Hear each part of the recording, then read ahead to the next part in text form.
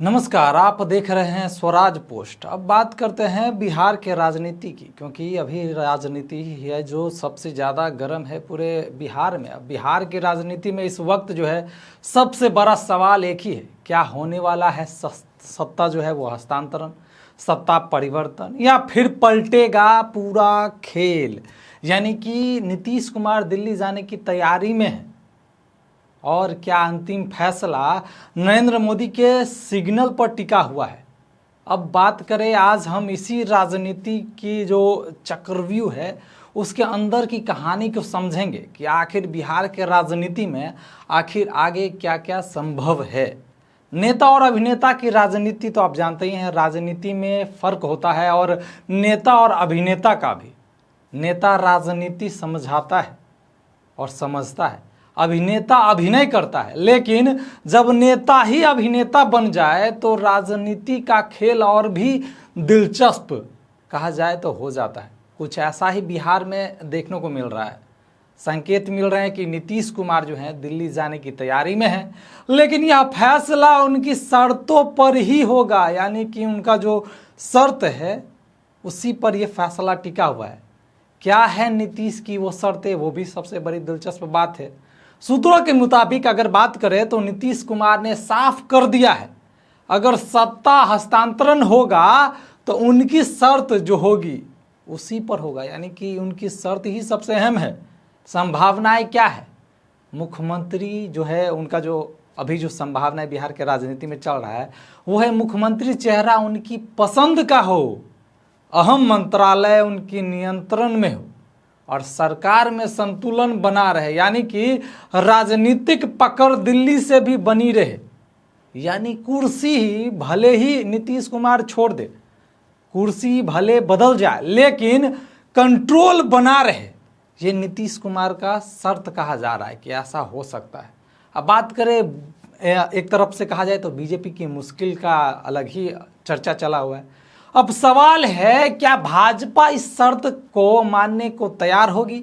अगर मान लिया जाता है तो सत्ता हस्तांतरण तय माना जा रहा है, अगर ये शर्त मान ले तो। अगर नहीं तो सत्ता परिवर्तन जो है वो भी संभव है। यानी खेल जो है पूरी तरह खुला है। अब बात करें दिल्ली जाने की चर्चा क्यों है?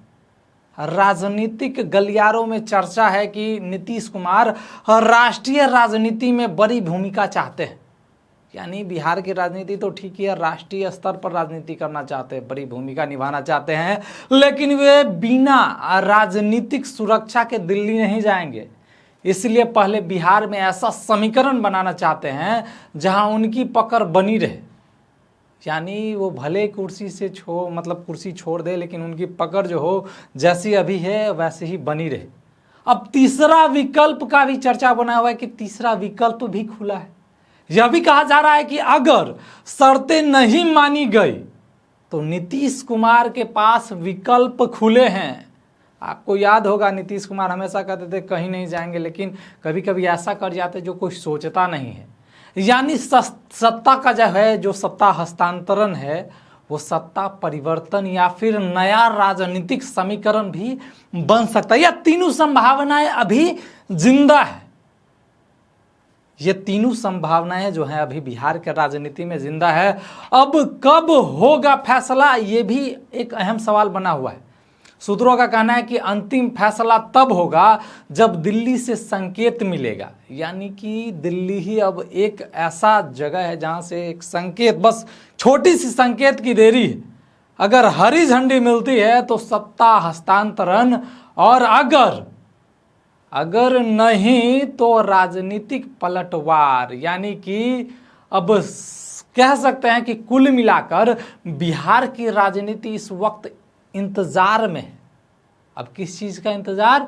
तो वो एक छोटा सा सिग्नल जो है उसका इंतजार फैसले का। क्या नीतीश कुमार दिल्ली जाएंगे? ये भी एक बहुत बड़ा क्वेश्चन मार्क है, क्योंकि कहा तो जा रहा है, अब देखना दिलचस्प होगा कि नीतीश कुमार है, क्या वो दिल्ली जाएंगे? क्या बिहार में नया मुख्यमंत्री बनेगा, या फिर एक बार फिर पलट जाएगा पूरा खेल, जैसा बिहार के राजनीति में हमेशा अक्सर कुछ ना कुछ होता है। फैसला जल्द, लेकिन सस्पेंस जो है वो बरकरार है। आप क्या सोचते हैं, सत्ता हस्तांतरण होगा या सत्ता परिवर्तन? कमेंट में जरूर बताइएगा। फिलहाल इस खबर में इतना ही। अगर आप हमारे चैनल पर नया हैं तो हमारे चैनल को लाइक कीजिए, सब्सक्राइब कीजिए। तब तक के लिए धन्यवाद।